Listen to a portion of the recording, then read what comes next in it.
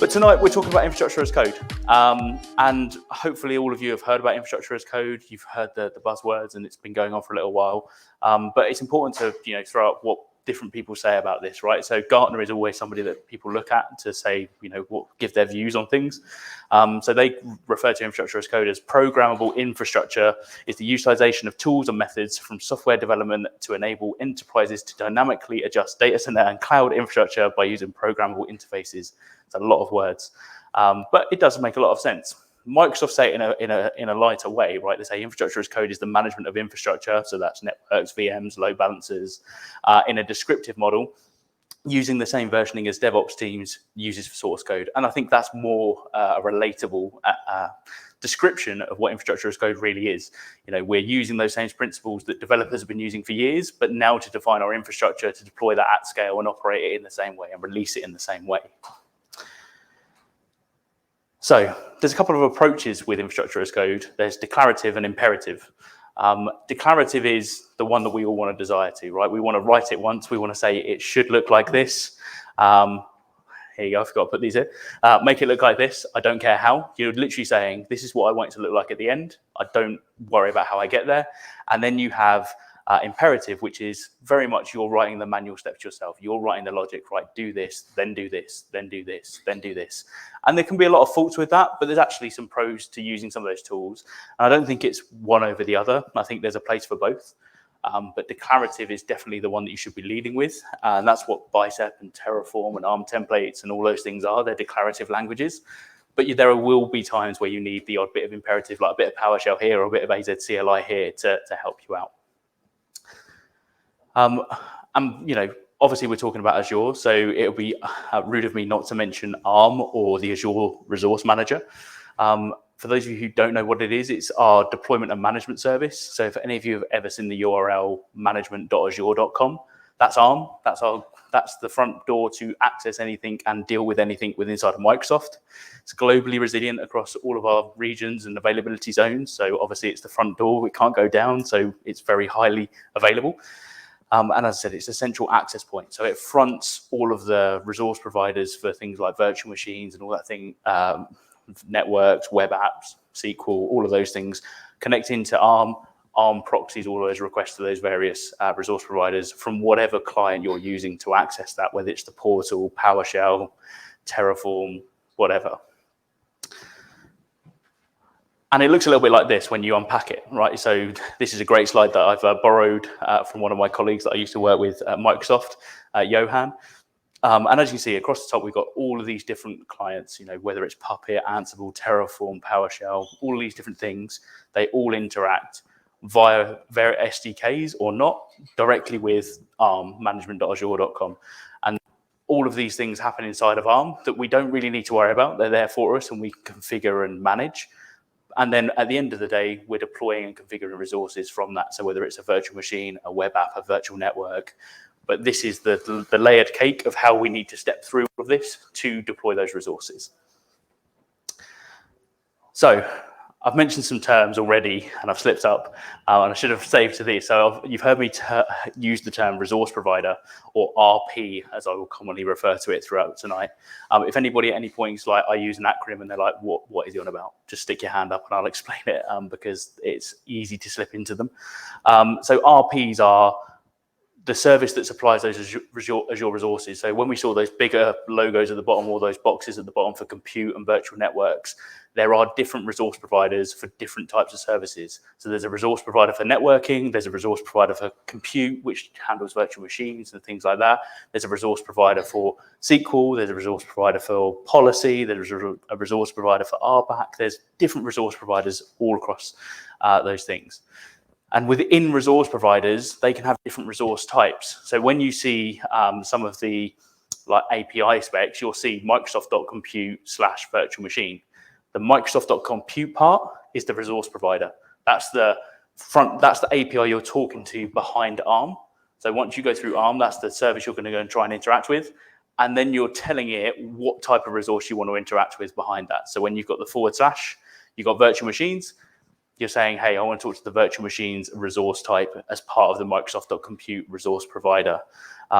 Each type has its own schema, so they don't always look the same. They'll have some common properties like name, location, tags, those sort of things. But once you get inside of that, they've all got their own schema and they're all documented, and you can find them on the docs links on the site. But we get to this horrible question. This is one that came from Alex, who you may have met in the room. I was chatting to him earlier today. I was like, if I was to cover one thing tonight, what would you want me to cover? And he's like, Bicep versus Terraform. And I'm like, oh God, not again. Like, okay. But everybody asked me this question, and I think it comes up so many times. Like, what one should I use? Should it be Bicep? Should it be Terraform? And we're going to get into a little bit of that. So firstly, it's not a competition, right? They're both awesome. They both serve their purpose. They both deliver what you are looking for them to do as infrastructure as code languages. So don't try and treat them as it's a competition versus each other. It's the right tool for the right purpose, and could get into more of that.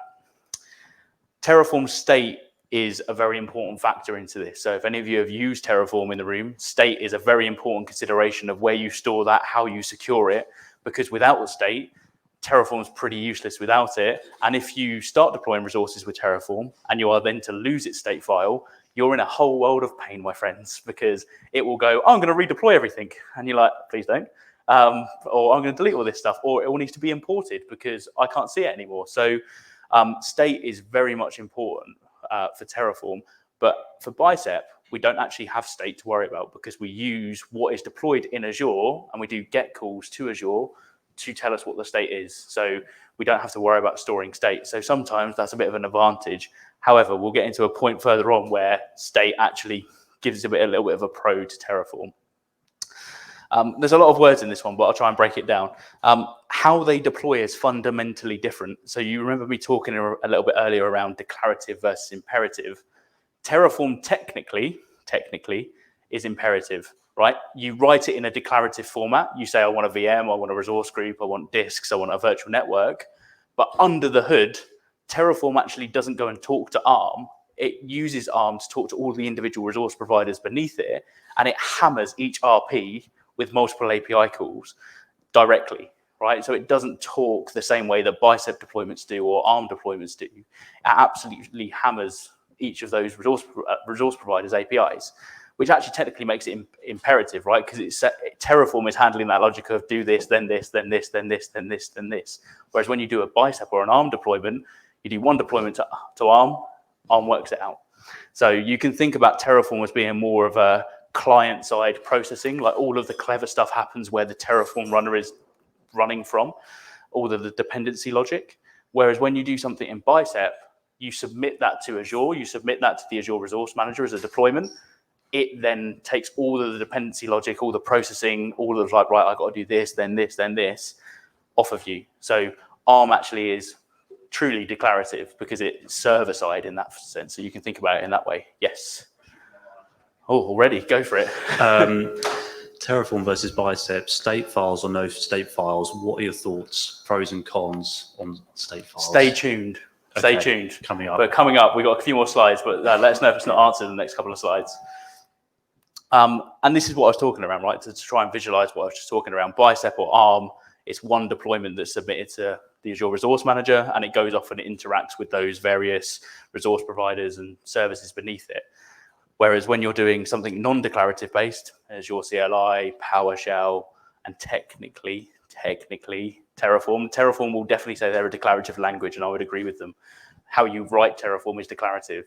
How Terraform works under the hood is technically imperative. So it's just an important thing to remember, because in some larger deployments, we see customers with Terraform actually hit some of the API-like throttling limits faster than customers who are using ARM, because they're making lots of calls very quickly. Like, because Terraform not only does a put to say, hey, create this thing, it first of all checks, does that thing exist? So it does a get first, so that's one call, then does a put, and then it keeps doing gets until it says, oh, it's as per what I've defined. So it can make up to 10 calls for one thing, whereas ARM will go one call and just wait. And like when it says it's done, that's fine. So it's a lot less calls when you're doing an ARM deployment. So some larger deployments, you can run into throttling limits quite easily in Terraform. Private DNS zones is one that's coming up in my world quite a lot at the moment. Virtual network links, trying to link like 80 DNS zones to a VNet. yeah, you'll probably hit a throttling issue, and you'll probably get told a 429 HTTP response saying back off, like hold up. And the Terraform provider will handle that to some degree, and it will know to wait and handle it. But sometimes in bigger deployments, you'll actually get a failure and say, hey, I couldn't apply this because of this error. So run it again, it will generally work, but just something to be aware of. So back to Terraform and Bicep. This is where state gets important, deleting resources. So you cannot delete resources in Bicep or ARM today, right? You can technically with something called complete mode deployment, which we'll cover in a second on another slide. And also something that's just coming out in preview that was announced on the Bicep community call last week, which is called deployment stacks, which have been long awaited. People have been waiting years for this. I originally heard about these in Florida 2019 at Ignite. So it's been cooking a long time and it's finally coming, which is great to see. But Terraform can delete resources, right? Because it works that different way and it has its state file and it knows what it's deployed. It then knows, well, I know the resource ID to go and delete that thing. I know how to delete that thing in which order and what needs to go first because it's got that local copy of its state file. So when you update your Terraform configuration and you say, hey, I don't want that virtual machine anymore, and you delete it out of your code base and you do Terraform apply, it goes, well, that VM's going. Cool, I know where it is. I'll go and push a delete call to it. Whereas ARM can't do that today. It's just not the way that ARM's ever been built to handle deletes. So that's one pro and con that a lot of people get caught up on, I would say, in the Infra-as-Code world is, well, I'm going to need to delete resources. Now, I'll be completely honest, how often you're going to need to delete resources, probably very little. People think it's a lot higher than it is. But actually, once you're in a steady state, you're probably not going to be wanting to delete resources. You're probably going to be updating the same resources and updating their config rather than deleting them constantly. So don't get caught up on it too much because you can always just run some imperative stuff, PowerShell, CLI, just to go and delete the resource group or delete that individual resource. So there are ways around it that you can handle it. It doesn't all have to be in one language. But if you do, Terraform is today something to look at. This one, I'm sure many people in the room have been burnt by. Retro adopting Terraform is painful. So if you've deployed a load of stuff in the portal, or you've done it with Bicep, or you've done it with something else, and then you try and adopt Terraform later, it's a very painful experience. It's getting better. Actually, in a release they released last week, or the week before. But because Terraform has its state file, you need to get that resources configuration now into your state file. But because it didn't originally deploy it, it doesn't have anything in its state file. So when you start, your state file is blank. So you now need to tell Terraform to import these resources into your state file. It can then manage them from that state forward. But not only have you got to import it, you've also got to write the Terraform configuration to match how it currently looks today running live in production, right? So it's quite hard to match it up sometimes, and you'll do quite a lot of Terraform plans, and then it'll be like, oh, I'm going to change this thing. You'll be like, right, need to specify something else, and you'll do Terraform plan again, and it'll be like, oh, I need to specify something else. So you have to keep tweaking it until you get it right, until it says, hey, I'm going to make no changes, and then you're like, perfect, I've nailed it, right? I've got it right.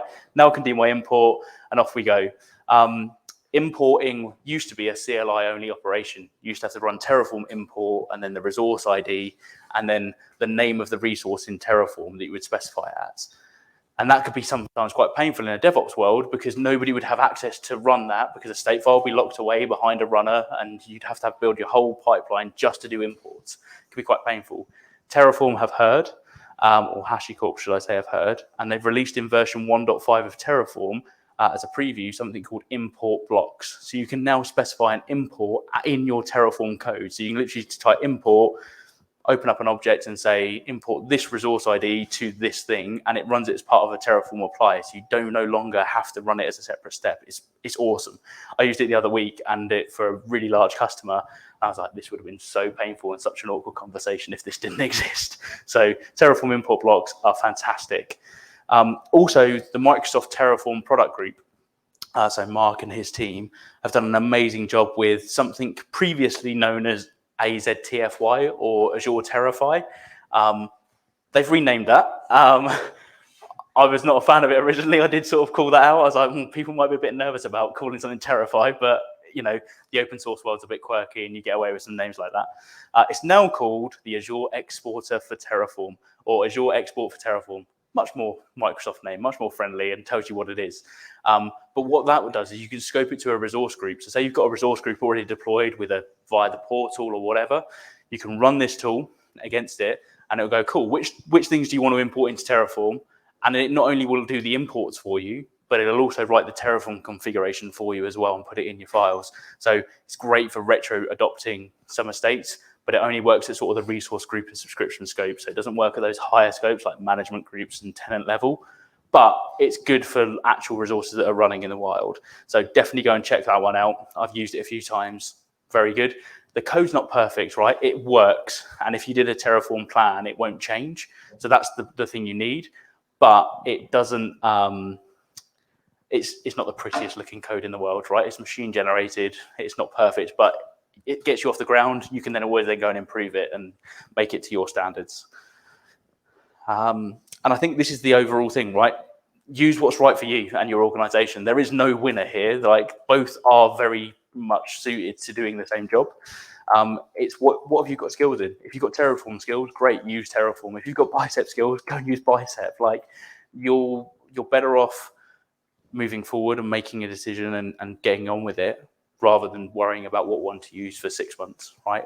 Or even better, go and get hands-on with it, right? If you're stuck, just go and try both of them. Go and try and do the same thing in both and see which one you get on with more. So that's my bit on Terraform versus Bicep. The short answer is, it doesn't matter. Choose whatever one you like. If you just hold a gun to my head, I'll run, because there is no right answer. There is also a document that's been recently written by the product group. So if you go to aka.ms/TF and Bicep, there's like a 2-page article, all in one with a tab at the top, that talks around the pros and cons of Terraform and Bicep and what to think about. So again, that's very much sits on the fence as an article, because it's a conversation you have to sit on the fence for. There's no right answer here. We talked about complete and incremental deployment modes just a second ago. By default, everything you do in an ARM template or Bicep is incremental, with good reason. Because if you do run it in complete mode, whatever is not defined in your ARM or Bicep template will be removed at the scope you deploy at. Now, this only works at resource group scope, so it's fairly limited blast radius, so it can be quite safe to use. But please use what if, which is, it tells you what it's going to do before you run this, because I had a customer last week went, hey, we run a complete mode deployment template on our Azure firewall, but we didn't define the firewall in the template. And you're like, your firewall's not there anymore, is it? And they're like, no. I was like, how do we get it back? I was like, you don't. Like, that's it. It's gone. You've done something you shouldn't have done. They went, well, we thought complete meant this. And I was like, did you check the docs first? Did you just think it was a good idea? So, it can be very powerful, but it's also very dangerous if you're not aware what it's doing. So hence why we default to incremental. We'll only ever add to, we won't remove resources. But as I say, complete mode is looking to go away with deployment stacks. So if any of you aren't watching the Bicep community call, which happens monthly and is stored on YouTube, and it happens in different time zones every other month. But go and check it out on YouTube. It's on the Azure Deployments and Governance YouTube channel. If you watch this month's, the whole talk is about deployment stacks and the future of what complete mode will evolve into. Really great work from the team. And I think a lot of people will move to that in the future when it comes out in more GA, but preview should be in the next few weeks. I've talked an awful lot.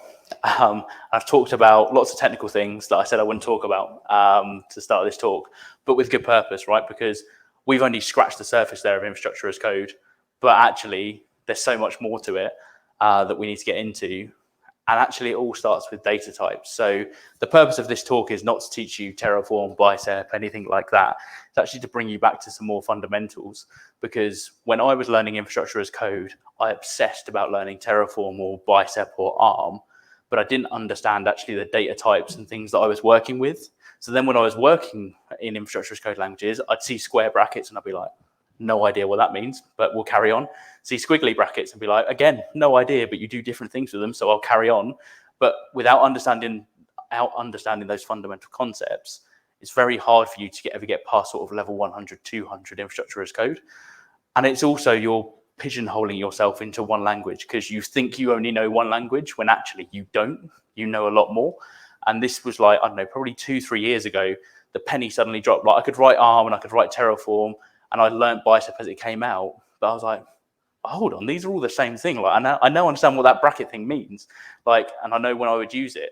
So this is the purpose of this talk tonight. I really want to bring us back to learn these fundamental things, and it doesn't matter what language you go and learn, whether it's Python, PowerShell, Terraform, Bicep. You'll see similar concepts across all of them. And these are the important things to learn, because you'll learn every language that comes along in the future, because there will be more, there always is. But you'll be faster at learning those languages.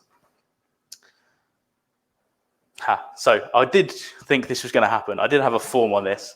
I was like, I'll try a new quiz thing in PowerPoint. That'll go well. Yeah, demo on the night never works really well. So it's going to be a quiz on what data type is this, but we'll skip that then, and we'll move on. So the tip is use the docs. So I think all of the documentation for all the infrastructure as code languages. So we've got ARM templates on the left, Terraform in the middle, Bicep on the right. You don't need to worry what's written on them. But if you Google data types in the language, you will find these pages. They are saviors, because they will teach you exactly how this data type works. So what the difference between an array and object, all these different things are. And we're going to be going into these in a lot more detail in a bit. So bear with. The quiz is a bit of a shame. But all of these things, as I was saying, they're the same but slightly different. So when you see text declared, and I appreciate this is pretty small, but text is always known as strings pretty much in every language. No matter what language you're writing in, text, free text in double quotes or single quotes is a string. Every language operates it and calls it the same thing. You can carry on there. Numbers, when you see numbers on their own, not inside speech marks, because if they're inside speech marks, they are strings. But when they're outside of speech marks, they are known as numbers or integers or floats. Or like there are lots of different things, right? They are known as, but they are all basically the same thing. So in ARM and Bicep, you only have integers, right? Whole numbers, like 1, 10, 15, 360, whole numbers.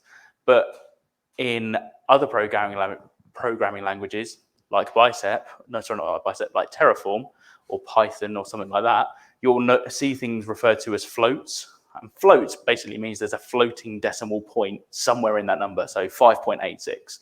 15.9, right? That point is somewhere in that number. So it's a floating decimal place that exists somewhere in there. Now, in, as I said, ARM Bicep, floats aren't supported. If you try and put a float in an integer, it will go, you can't do that, it's a float. So it knows what it is, you just can't use it.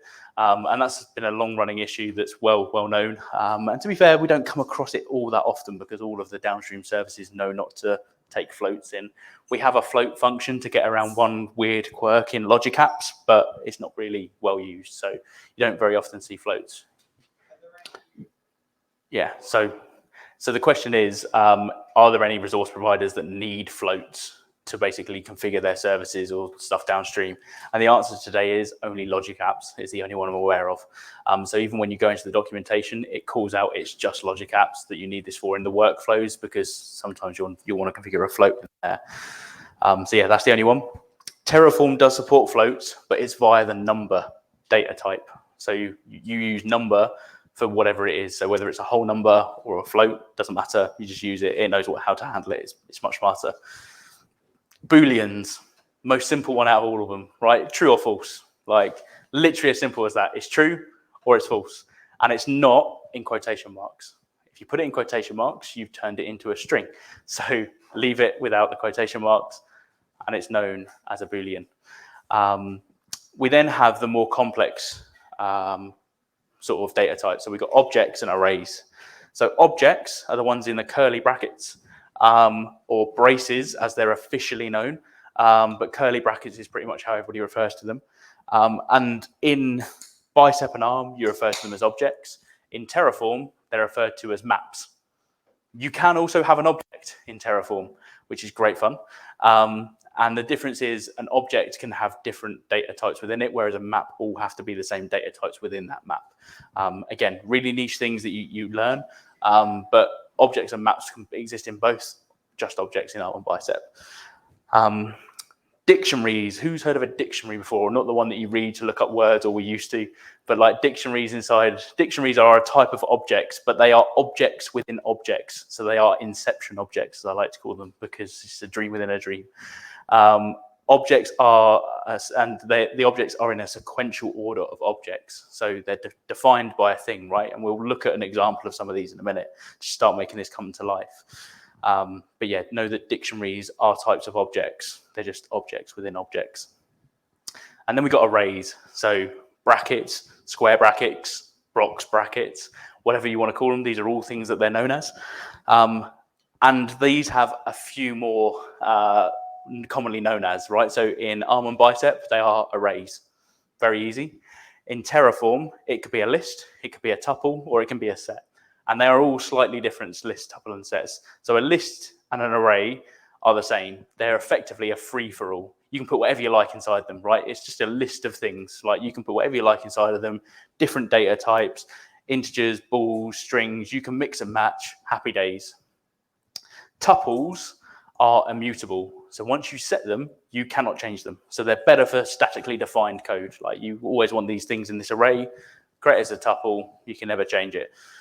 And then you've got sets. So you can change sets, but stuff inside of the set cannot be duplicated. So if you create a set, it will dedupe the data within it, and it will randomize the order. So it does it on lexogeospatial. It's written in docs. I don't even understand what that word means, but that's apparently where it does it on. So it rearranges the entire thing. So going to take a little bit of a pause there, see if anybody's got any questions, anything like that, before we move on. There's one question online. Go for it. When starting out with infrastructure as code, how important is it to use parameters in the files versus static declarations, i.e. one part file per spoke in a hub spoke versus one file that can make any spoke? I hope you understand that more than me. Yeah, I do. I think when you're starting out with infrastructure as code, the first tip is get it working, right? However you get that working, it doesn't matter. Just get it working, because you know then have got a known good state that you can always fall back to. But then once you then start learning more and evolving more, quite commonly, it'll be statically defined values in one big file, right? That's how most of us start. And then you'll be like, why am I rewriting the same code all the time to do the same task but slightly different, right? I might want to change the name of a virtual network, or I might want to change the address space or something like that. How do I do those things? And that's where you'll be like, how do I modularize my code? How do I break it down into more like modular chunks that I can then reuse more often? And that's when parameters then become really, really important for you, because you need to be able to pass in different values at the time you call that module. So I think start with whatever works for you. Most of us, I'm pretty sure, will say it starts in one big file, statically defined, you get it working, and then you start reverse engineering your code. And I'll come into some of the tools, and we'll show a bit of GitHub Co-Pilot later about how that can actually help you do some of those things as well. So work smarter, not harder. Any other questions from the room while we're here? And gives me another chance to grab a beer. No, all good. All right. No chance. No. I've got one on the go, but it's cool. I'll take a soft one though. Thank you. Operators and accessors. Does anybody know what these terms mean? Perfect. That's why we're all here. So operators and accessors. So again, use the docs. You'll notice a theme throughout my talk tonight. It's just use the docs. There's all of this wonderful stuff written down that you will look at and you go, that's a lot of noise. I have no understanding of that. But actually, when you start taking it piece by piece, you'll have a greater understanding of it as well. Thank you very much. So operators and accessors. So you might know them more commonly like this. So the things that are highlighted in yellow here are common operators that you would typically see. There's some accessors in the bottom right-hand corner. We'll get into them in a second. But we all know what and is. We all know what or is. Like we've probably used these in Excel, right? Like we've done these basic things like building functions and formulas. These are all common operators that you will find across all languages defined in the same way. So and is always double ampersand, or is always two pipe symbols. And this is the same across pretty much every language that I've worked with to date. I haven't worked with many, but all of the ones that from infrastructure folk will work with, Python, PowerShell, Bash, all of those things, you'll definitely find these in Terraform, Bicep, ARM. ARM's a little bit different because ARM actually spells it out. So and is not a double ampersand. You should say and or not, or those things. Whereas Biceps move towards the way that developers work, which is using the symbols for these things. Terraform uses the symbols as well. But no, there's lots of these, and these are just some of the basic ones. One of the more complex ones is the condition one on towards the right-hand side, just above accessors. Who's heard of a ternary operator or a ternary condition? So it's like, if this condition, the left-hand side, is true, do this, and if it's false, do this, right? So it's known as a ternary condition. And it's always defined with a question mark. So you put your bit you want to evaluate first, question mark. So that's what you're evaluating on the left. And then it's always the true value next. And then you have a colon, a colon. And then on the right-hand side of the colon, you have the false value. You can nest these together, so you can have lots of it, like if this is true, then this, but if this is true, then that, and and you can go on forever. I think the longest one I've written is about 600 characters long, and I went stir crazy because I was using the same parameters in different orders. So I had 3 parameters and just trying to flick them around for all different combinations. If any of you have used the ALZ Bicep code, go in the management groups code, you'll find it. It's amazing. I think it's like, I was amazed when I pulled it off. It's one of those that you pull off after a few glasses of wine in an evening when you're in your free state of mind, like, I'll get it working, don't worry. But these are very important. And again, they're declared in every language that you will use, like the same way, and really, really useful. Accessors help you get into these complex objects and arrays that we were talking around earlier. So when you see square brackets after a data type defined, like a parameter or a variable, you're going into an index. So one thing I didn't mention about arrays that I should have is everything is put in an index starting from 0. Really important. So if you've got 3 things in an array and you want to get to the 3rd thing, what number do you type? 2. Perfect. Don't type 3 because it'll go like, what are you on about? There's nothing here. So it always starts at 0. So that's a good tip to keep in mind. You can also use the index accessor on a dictionary. So if you've got a strongly typed object that's an object of objects, and you've got the first one's called A, the second one's called B, and then they've got nested objects within them, you could put A in the index accessor. You say, hey, I want to access this object, but I want to access A out of this object. And the dot, this is something that blows people's mind when you see this. The dot is a function or property accessor. So say you've got an object, and you want to access a specific property of that object, if you put dot, you can then type the property name and access just that piece of information. So you haven't got to pull all of that object in. You can just access the piece you want. But these are common ones that you'll see across code bases, and very important that you know them. A lot of them are doubled up, like equals and or, doubled up, just to make it very obvious. Yes, Johnny? Certain values have like true or false values like they do in things like, oh, hello. Go again. Do certain things have like true or false values? It's been like 1 is true and 0 is false. Yeah. In things like Bicep and Terraform. Not in Bicep and Terraform. So, but if you see like a 0, it's generally false, and 1 is generally true in languages. But it does change between them, so it's well worth reading the docs. But typically, you'll see them just referred to as their primitive literal, which is true or false, right? So. Not really. These don't have defaults. These are more when you're trying to form something yourself, and you'll quite often wrap these in conditions to be like, hey, if this parameter and this parameter equals this, then do this, true value, or do this, false value. So this typically, when you'll be using these conditionals, is when you're trying to manipulate based on the inputs that have happened, what resources you want to deploy or what something else you want to deploy. But yeah, good question. But typically, no, they just as they are, true, false. They don't like change them or wrap them into something else. No, they don't wrap it into like 0, 0 or anything like that. No, it's you're very much a Python guy though, right? So that's why you're asking those sort of questions, because you see those things. But yeah, no, not like that. Functions. Guess what? Just use the docs. Like the docs have all of this documented very well, and the Bicep and Terraform ones always have examples as well, so you can copy and paste them and start playing with them and seeing how these things actually operate. I haven't listed the ARM ones here because they're very similar to the Bicep ones. Bicep has a lot more. They've added some more stuff into Bicep, which is great. These are the things that help you manipulate data to get a different output. So you may have an integer that's been specified from a parameter, but you actually need it to be a string. So you can wrap it in the string function and it will convert it to a string because it knows how to do that. Or you may have two strings, right? So you may have Jack as one parameter, like first name, and you may have surname defined as a second parameter.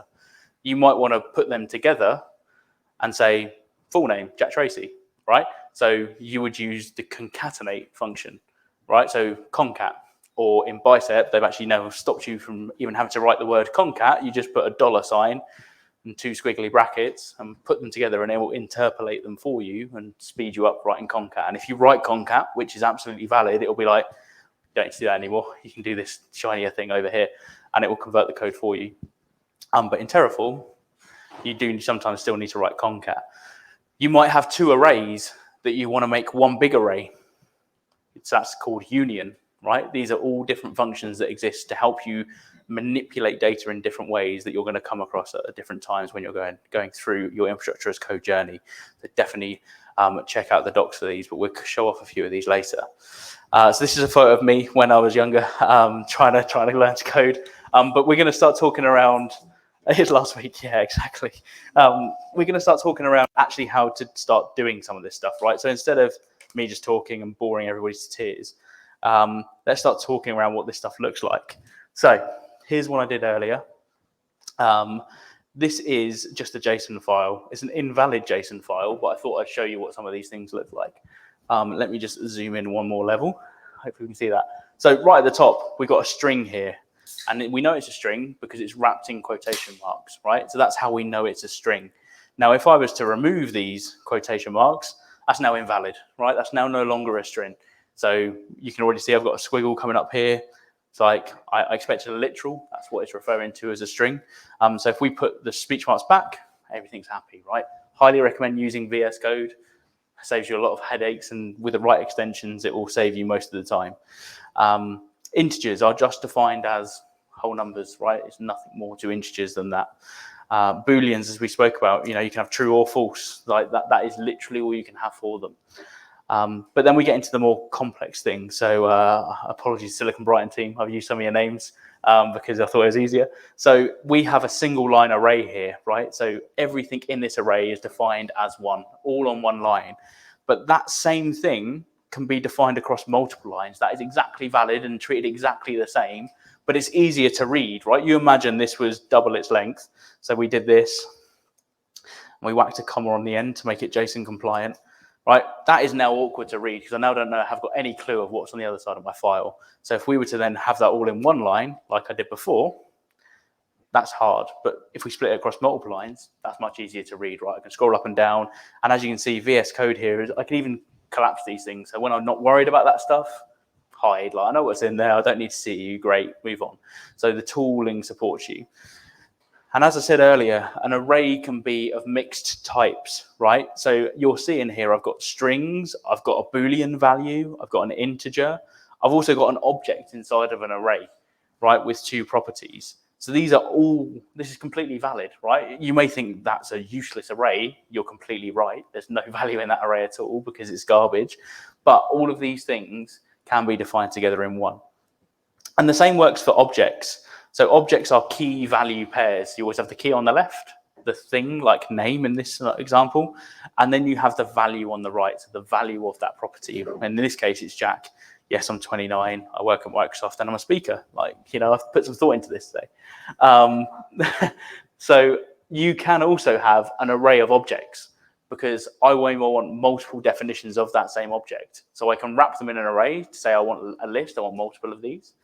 But I can then put multiple copies of the same object inside of them. They could even be different if I was really that way inclined. Like I could remove the legend from Ryan, right? Like a bit harsh, but I could do that. And that's still completely valid array of objects. But if I was to then loop through this and say, I want all of the legend properties, it's going to get to this index of Ryan and go, well, there's no legend property, like error. or you're going to have to build that conditional logic in to say, if legend doesn't exist, then true this, false that, right? So that's where you start wrapping these conditionals into the things that you're doing. And as I said, you can also have a dictionary, right? So this is what a dictionary looks like. So you'll see I've moved from having every name defined every time as each index of this object to having this defined as the key for the dictionary. So I could now, and we'll do this in a second, I could now say, hey, give me just Jack's properties. Give me just Alex's properties. I can do these things without having to go, hey, go and look at all of the array indexes and pull the one that's called name Alex or Jack. I can now just say, access the property called Jack inside this dictionary. Give me all that stuff about it. Quite commonly, people do this for like region config. So, hey, this is my config for UK South. This is my config for West Europe. And they'll hard define it like this. So there'll be the VNet address spaces, the number of subnets, like hard defined things. And you can also use parameters in these, right? So you could say that that company value comes from a parameter if you really wanted to, right? You can do those things. That's not a problem. But you're strongly typing in a dictionary these things, so they're easier to access for you in the future. So that's a very quick overview of the data types. But let's start looking at these in language, right? So I have taken the same file, and actually I'll look at the Bicep one because it's something I work with every day and I won't make as many mistakes, which is fine. So you'll see I've now declared all of these things in the language, right? So I've declared them all as variables because that means they're statically defined and it's easy for me to work with. These could just as easily be parameters with default values, but we know that we're not talking about that stuff today. We're talking about data types. Now, the thing that I always struggled with, and I think a few people in the room that I've certainly spoken to about infrastructure as code, is they get stuck with trying to make it perfect all the time, or like they're trying to deploy a complex resource like a Kubernetes cluster all the time, but they don't actually understand what they're trying to pass in or what data type they're trying to pass in or whether their conditional logic is working in the way they think it's working.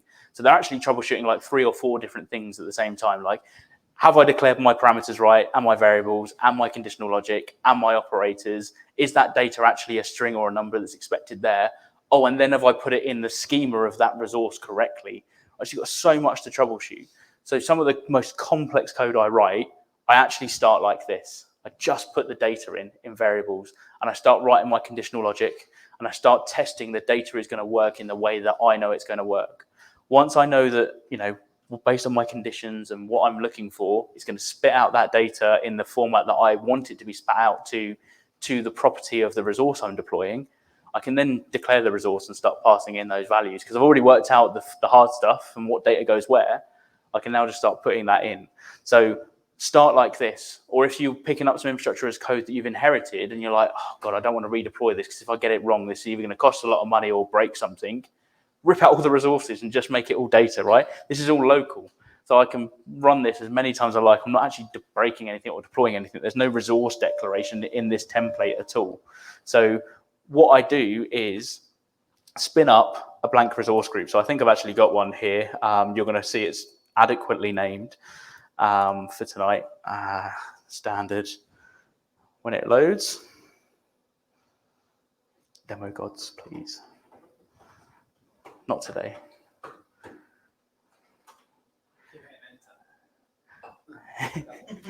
Just keep smashing it, it'll be fine. Yeah, there we go. Look, RSG test, because everybody's got one of those. So this is what I typically do. I'll just create a blank resource group because I need something in Bicep to deploy to. You have to deploy to resource group, subscription, management group, tenant. Resource group's the lowest scope and probably the least dangerous, so I'll use those. And I'll just start deploying stuff. So I can say, hey, new AZ resource group deployment, template file. Oh, by the way, if you like the stuff that's appearing beneath PS read line, go and install it as a PowerShell extension. Saves you many bits of typing. Template file. And then this file is in the Bicep folder and it's called data type. So I can say, wherever I am now, Bicep, template file, Bicep, and then data types.bicep. Resource group name. I appreciate this isn't looking too great, but work with me. Sometimes the PS read line get in the way when it's zoomed into 1 million. But I'm going to deploy this file to the resource group, right? It's not deploying any resources. All I'm doing is throwing the data to ARM and saying, give it back to me, so that I can now see what this data is doing. Now, can anybody tell me what this is going to return before it returns? From that brief, sorry? Pretty much, it's going to return me nothing, because there's nothing to return me from that file that I've declared, right? I haven't said give me an output or give me anything. It's just going, yeah, great, it works. Like, so ARM has literally just wasted a cycle there. So sorry, product group, because I've literally thrown something at it to do nothing. But we can now start digging into some of these things, right? So if I now start declaring an output, so let's say output salg1, right? And let's make this a string. So what I want to do here, actually, let's make this an object. Let's do a complex one first. I want to get Alex's details, right? I want to get what her favorite number is, company, speaker, and legend status. I want to get that out, but I don't want all of the rest of the things that's in this my dictionary of objects variable. So we need to declare this. So I can say, hey, I want an object mapped, because it is still an object, because Alex is a dictionary and it's surrounded by curly braces. So I can say equals objects, and I can say, hey, it's in the my dictionary of objects object or dictionary. Now we're going to use the dot accessor, right? And instantly the IDE has told me, hey, I've read that. I know what's in there. So what one do you want? Well, I want Alex. Now I could even go even further and say dot, and it's going to read those things that are part of that, right? So those property accessors are there. But I may just want this first part, right? I may just want to see what's in this. So let's stick with that one for now. So let's run that again. And what we should see now is an output returned, but just of Alex's data that we asked for. Ignore that it's moaning about a lot of things. It's because I'm not declaring them. But as you can see, I've got one output with the name salg1, which I defined. It's an object. And look at the things it's given me back. So it's given me back an object as we asked for, with a favorite number, company, speaker, legend, and they're all of Alex's details, right? So now I know that data is being handled in the way I want it. So I could now take that and pop that into a property of a resource if I needed to, because I know that it's going to be spat to that resource and that property the way I want it to be spat to that resource. So that's one example, right? I could also just output the object, the whole thing, right? And it would give me the whole thing back. Pretty pointless because I've defined it, but you could do those things. You can then start to get into some complex or more complex pieces. So if we declare a variable here, let's do something actually that's slightly bit more simple first. So let's say we've got this string here, right? Sussex Azure user group. Say I don't want it capitalized. I want it all in lowercase, right? Well, there's a function for that. So if we say output lowercase, and I can say, give me back a string, because that's what I want, equals, and I can say, okay, 2 lower, right? And it even tells me what this function does in the IDE, and Terraform is pretty much the same. So it'll take the value to convert to lowercase, and it will convert the string. Now, what the string? I could hard type the string here, right? I could just type something there, and it would give me that back in lowercase. That's fine. But actually, I want to use that parameter. So I'll just say my string. And again, do the same thing. I literally do this all day long. Like when I'm trying to work something out, this is what I do. I just work with the data. Like, don't worry about adding resources and complexity into this right now. Get your data working in the way you want it to work first. So let this run, and then we'll see. Oh, look, we got the Sussex Azure user group back, but it's lowercase everything, right? Now, that is, you're thinking, yeah, but you know these things, right? So how do you know these things? If I look up Bicep functions, you always have to put Azure after Bicep, right? Otherwise you get some weird results. So like, not the greatest naming decision, I don't think, but yeah, you get some very interesting photos back, especially. So yeah, definitely put Azure after that, unless you want those things. So you'll see there's lots of string functions here, and we've just used a 2 lower example. So if I go to that, it tells me exactly the same thing that the IDE was telling me at that stage. If I zoom in a tiny piece here and go to lower, so it tells me, hey, it expects one input parameter, the string, to change, and it's required, and it has to be a string, and it will convert it to lowercase. But this is what I love about the Bicep product docs and the ARM product docs is it gives me a really good example here of 2 lower and 2 upper, right? So there's the inverse of what we've just done.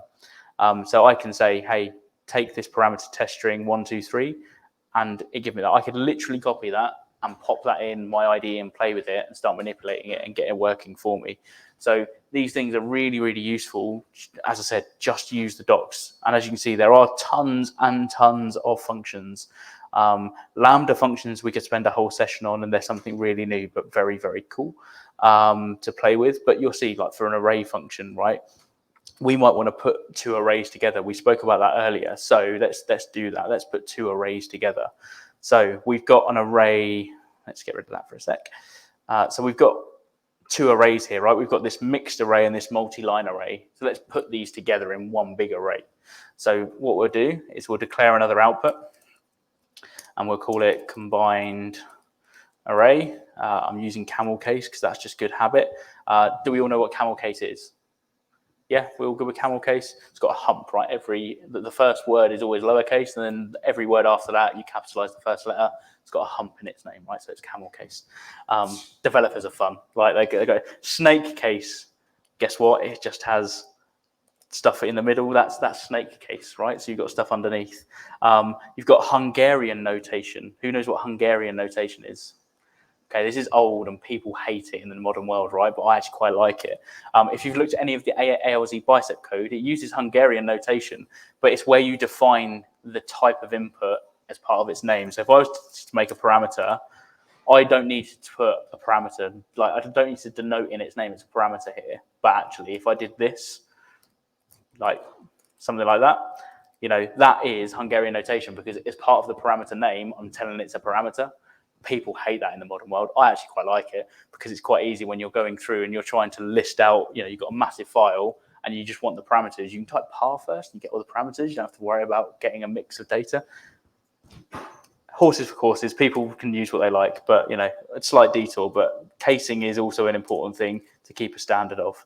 So we want to combine this array. So we want an array back. What do we want to do? Well, we want to union these things together. So union is the function we need. So let's go and look at union as we want. So if I go in here and look at union returns a single array or object with all elements from the parameters. For arrays, duplicate values are included once. So it's going to dedupe it for me. So if there's duplicates, I only get one return.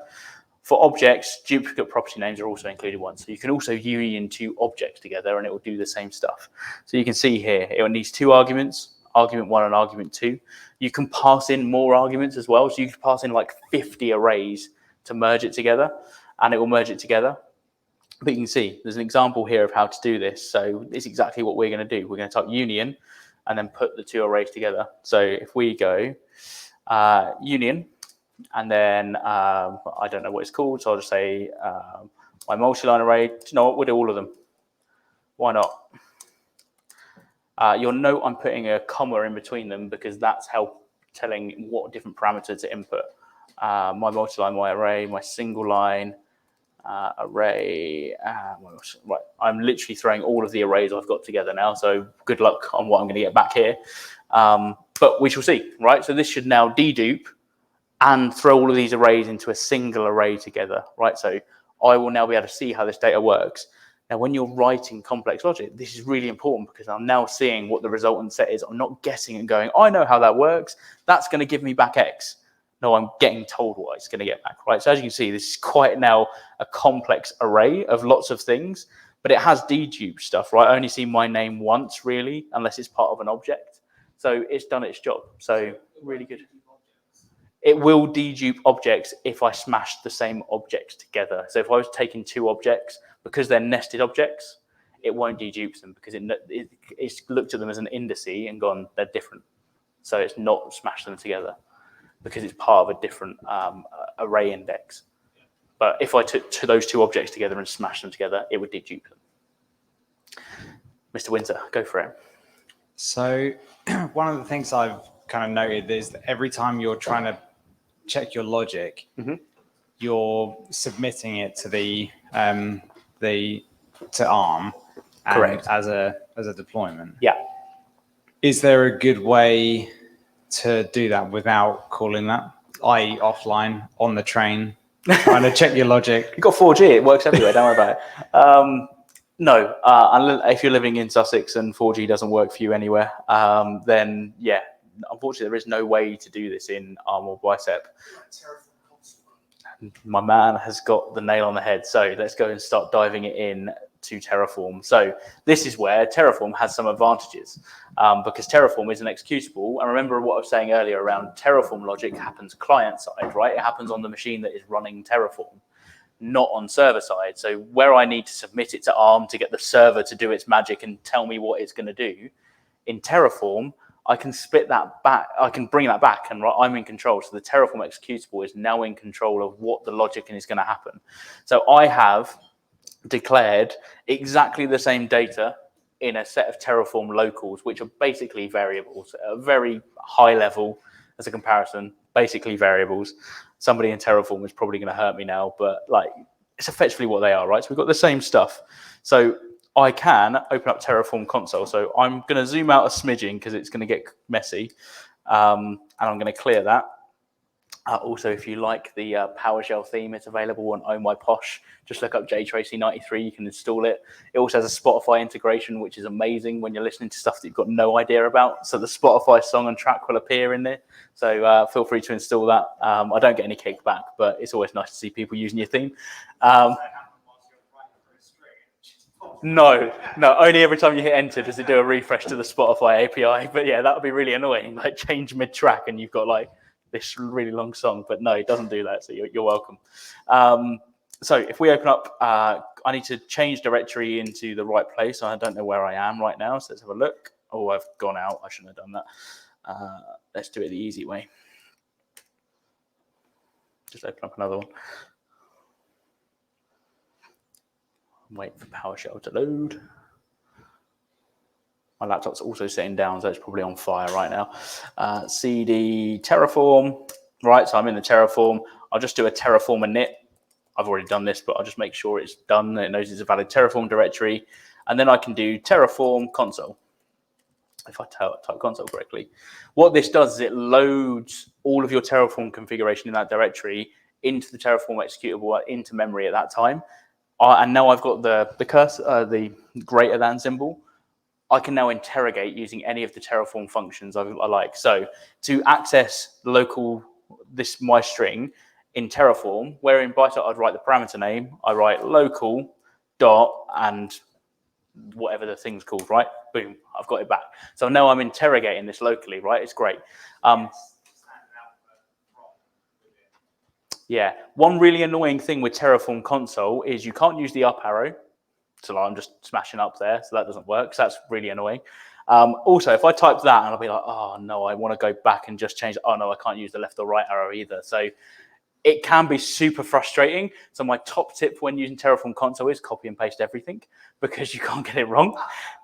You'll find yourself doing Control-C a lot, and then you'll do that, and it'll come out of Terraform console as well. So be careful. Don't do it more than once. It's really great for validating stuff locally, don't get me wrong, but it can be annoying. Can you do one line, so Terraform console and then your command? Good question. I don't know. I don't think you can. I don't think you can. Always looking for an easy option, absolutely. That is a good question. Why don't we try? Sorry, Alex. Can it reference a state file? Yes. So you can interrogate what's already there, although you would probably more typically use the Terraform state command. So there's a command called Terraform state. Yeah, so obviously that depends on if your state is then stored locally on this laptop, which I would highly recommend it isn't. But you know that's one of the things. But the Terraform state command is what I would use there to interrogate. Terraform state list is the best command you'll ever use. Tells you everything it's got in its state file, all of its resource addresses, all of its resource IDs. Also, any of the commands, which we should do on Johnny's command that he's asked there, you can just do -- help in Terraform. It just spits out a load of docs, right? So just use the docs. It's all here. So he goes, hey, you can use this, right? So you can point to your state file as it says legacy. Please don't do that. And you can pass in different variables as well. So if you've got like a variable that's not set, you can set it to then see how Terraform would interact with it. So say I had a variable that didn't have a default value, but I had some conditional logic that says, hey, if this is true, do this. I've got no way of testing that unless I specify a value for it. So I need to pass in a variable to it, which is totally possible. But you can't, as from here, you can't do Terraform console and pass in the one thing, which is unfortunate. So let's just go back into Terraform console and let's go to the Terraform. I'm going to close that page. Terraform functions.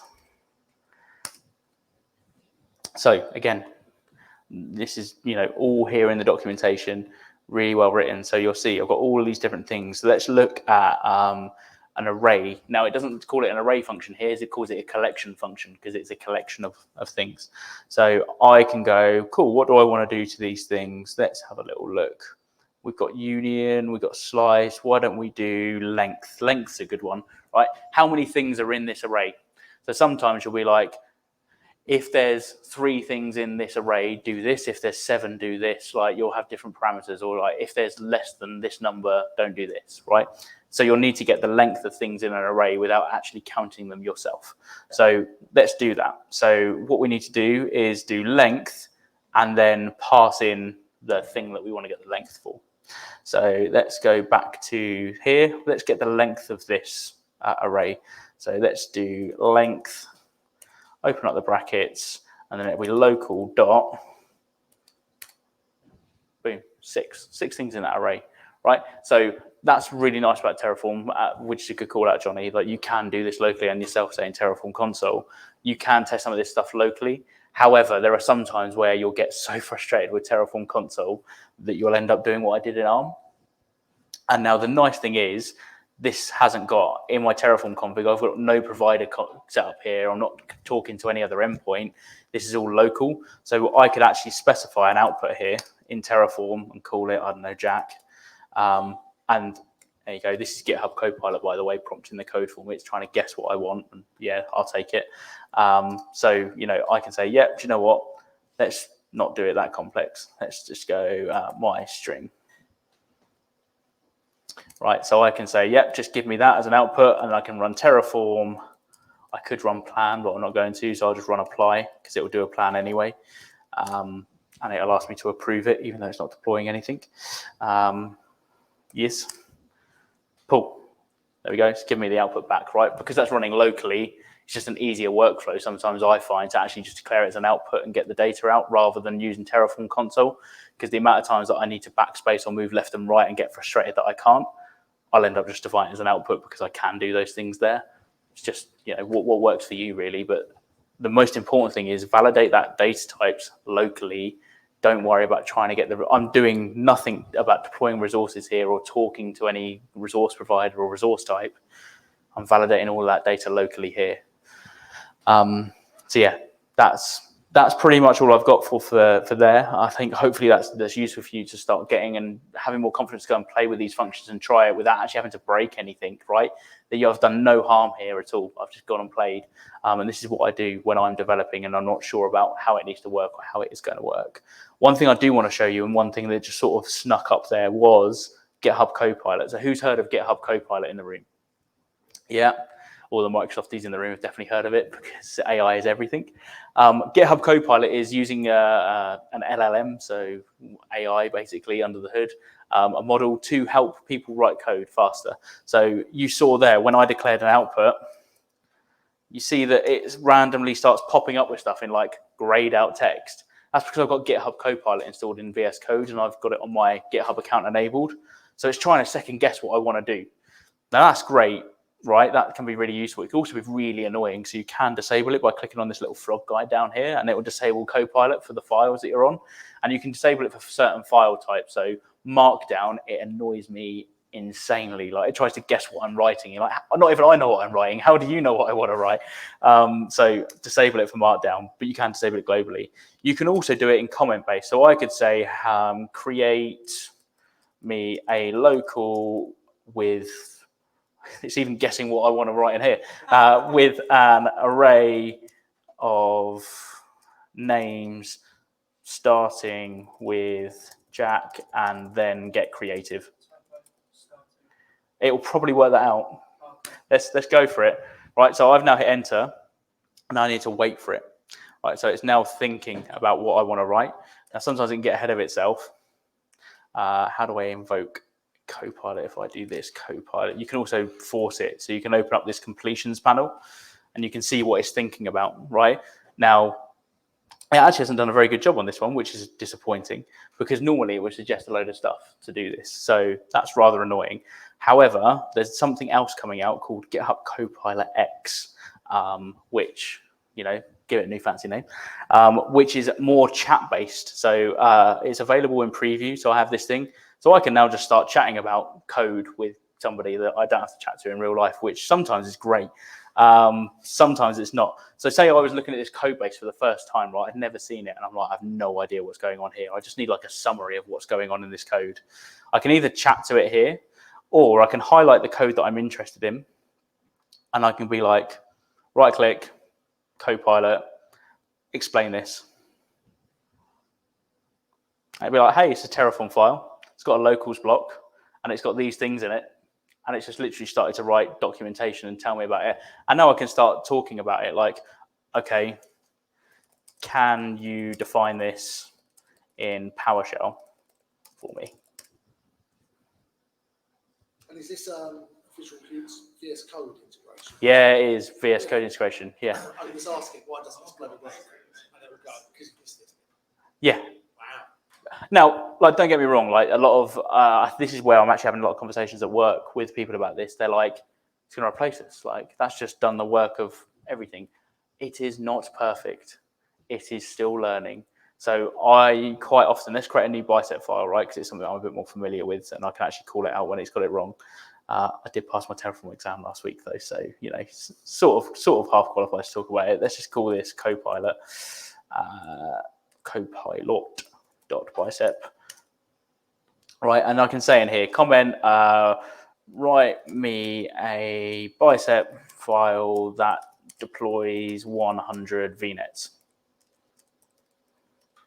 using a loop with an integer counter, right? So I might want to change the amount I want to deploy. If we let it go, and I think I've got it disabled because it's in orange, so let me activate it. Let's go back. Yeah, fine. Each VNet should have a name. Yeah, you go for that. Yeah, that's also fine. So it's asking clarifying questions, right? It's trying to like learn what I want to do. You can remove the questions after. Yeah, you can remove the comments at any time you like, but this should, right, now I'm on a preview version of VS Code, so sometimes not everything works the way you expect it to. Let's get the completions panel open and see what it's synthesizing. Yeah, it's having a bit of a flap with mine, but if I do Copilot chat instead, it's the same model behind the scenes. So let's ask it the same thing. Right, and the good thing about this chat, and now obviously it's minimized, it's sort of half hidden over here, so I'll drag that out a bit. But that doesn't look bad, right? But you've got these lovely buttons here that say copy or insert at cursor. So click there, boom. Right, so I've now got that code in my stuff. Now you can instantly see there's a lot of red flashing up. So that's valid, but what's it complaining about? Okay, so the resource group is not valid for this resource type. So it needs to be, you can't create a resource group in a resource group. It needs to be at subscription scope. So, but I could say, fix this. See what it says. What's it done? Oh, I don't think that's going to work. We'll go for it, see what it does. Yeah, so it hasn't worked, right? It's tried to make a fix, but it hasn't fixed it. So it's not perfect. So what I've been saying to a lot of people is it's good as a buddy, right? You hear a lot about rubber duck dev, right? Where you literally chat to a rubber duck about your problem because you can't work it out. Use Copilot as that. It's a bit more smarter than a rubber duck. And you can have a conversation with it, but you can work through most problems without having to speak to somebody else. And then you can go, hey, I've written this code, do a pull request review for me and stuff like that. So it's not got it perfect, but it's done a lot of the heavy lifting here. Like, I also know that isn't valid Bicep. You can't do a for loop there, right? That's just not valid. But that stuff isn't bad. It actually should look like, if we were to declare this, ourselves, like it'd be resource, VNets, Microsoft, Virtual networks. Let's do this. Virtual networks. That's not the one I wanted. Microsoft.networks /virtual. Could you just snip it? That is very true, Mr. Winter. Thank you. Res-vnet. Boom. But what that doesn't give me is this bit. But I'll trim this bit off. You can do this. So you can say, hey, for, and that's how a for loop should actually look in Bicep, right? Not like this. It should look like this. So it's got that part correct. Like VNet index, yeah, I can take that. That would go there. And range, that would go here. And now I could probably copy the rest of these bits into here. That'll probably work. I've got one too many squigglies. That's somewhat closer to what it should look like, right? Now I could go back to that chat and go, hey, you've got this completely wrong, right? And it would go like, oh, sorry. Like, yeah, of course I have. Like, I could just go back to it and go, this for loop isn't valid Bicep. It sometimes will argue with you. It's like, yes, it is. And it's like, oh, sorry, no, you're right. That isn't. It should look like this, right? Now it's invented some really cool stuff. Zip isn't a valid thing, but like it's getting closer, right? So that's what I would say. It's great and it's doing a lot of the heavy lifting for you, but use it to help you, not to replace you, right? That's what I would say. It's better when and it gets smarter as well. So when you've got a code base, it becomes aware of the code that you're working on. So it then knows the parameter names and the variable names and the stuff you're working with. So it makes smarter suggestions. So to be fair, starting from blank is sometimes pretty harsh on this stuff because it's literally shooting in thin air. But it is pretty useful. I think it's pretty crazy. Like the other day, somebody was asking me how to do something in PowerShell. Well, I don't know. I can't remember how it works. Like it would take me a while to look it up. So I literally took the thing that he sent me in Teams and posted it in here and then sent it back to him. And he's like, thanks. And I was like, yeah, I didn't actually do anything. But I've just worked smarter. And then like I spoke to him later in the day. He went, how did you do that so quickly? I went, I asked Co-Pilot. And he went, why am I not thinking like that? Like, and that's because it's a tool that we're not used to using day in, day out. But I think if we get more comfortable chatting to ChatGPT, please don't put sensitive data in ChatGPT. It will be learned on.